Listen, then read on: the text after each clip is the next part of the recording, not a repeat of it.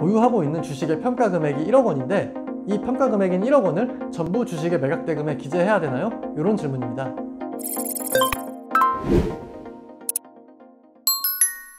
안녕하세요. 쓰디 쓴 세금 문제를 달콤하게 풀어드립니다. 달고나 세금 임원재 회계사입니다. 우량주라고 여겨졌던 시가총액 상위의 많은 종목들이 고전을 면치 못하고 있는데요.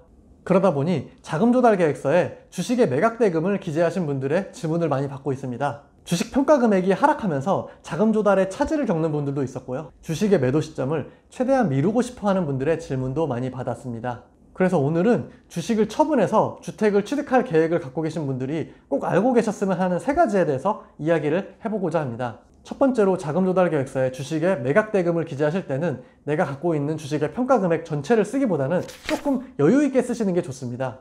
가끔 고객들로부터 이런 질문을 받는데요. 보유하고 있는 주식의 평가 금액이 1억 원인데 이 평가 금액인 1억 원을 전부 주식의 매각 대금에 기재해야 되나요? 이런 질문입니다.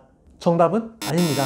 자금조달계획서는 내가 주택을 취득하는데 어떻게 자금을 조달할 것인지를 기재하는 것이지 내 재산 상태를 기재하는 게 아닙니다. 따라서 주식 평가액 전체를 기입하실 필요도 없고 그렇게 권장드리는 방법도 아닙니다.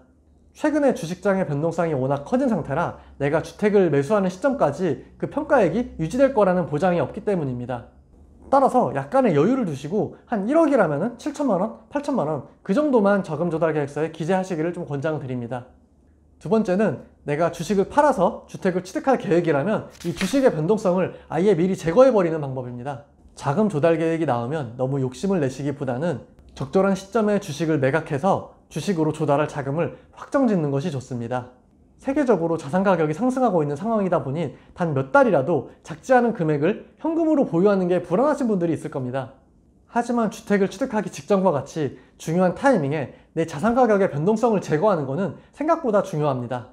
주식을 계속 보유하고 있을 때 이점은 이 주식의 가격이 올랐을 때 여러분들의 자산이 증가하는 겁니다. 상당히 즐겁죠? 하지만 주식의 가치가 떨어지면서 자금조달계획서에 기재했던 여러분들의 조달 금액을 조달하기 어려워진다면 자금조달 계획도 수정해야 되고 경우에 따라서는 추가적인 자금조달 출처를 고민해야 합니다.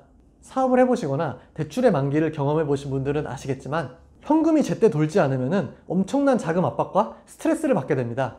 따라서 내가 주식을 계속 갖고 있을 때 발생하는 이 변동성에 이득과 손실을 따져가지고 적절한 시점에 변동성을 제거해 주시는 것을 추천드립니다.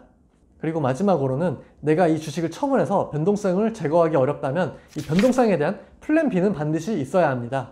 주식의 폭락장은 예상치 못하게 찾아옵니다. 작년 3월에 코스피가 1500까지 떨어질 것을 누가 예측할 수 있었을까요? 따라서 이런 상황에 대한 준비도 반드시 해두셔야 합니다.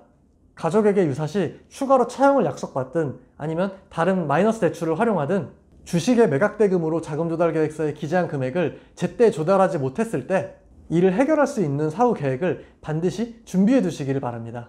가끔 이런 상황이 발생하게 되면 사후적으로 자금조달계획서를 어떻게 수정해야 되는지 질문을 주시는 경우가 간혹 있는데요. 별도로 수정하지 않으셔도 됩니다.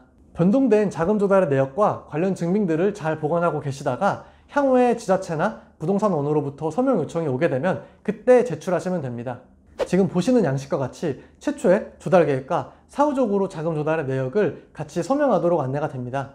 따라서 자금조달의 최초 계획과 최종적인 조달 내역이 바뀐다고 해도 크게 걱정하지 않으셔도 됩니다.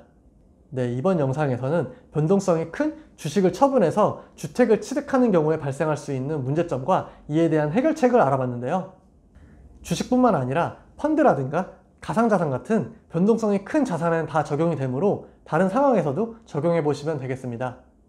오늘 내용은 여기까지고요. 영상에 도움이 되셨다면 좋아요와 구독도 눌러주세요. 컨텐츠를 지속하는 데 큰 힘이 됩니다.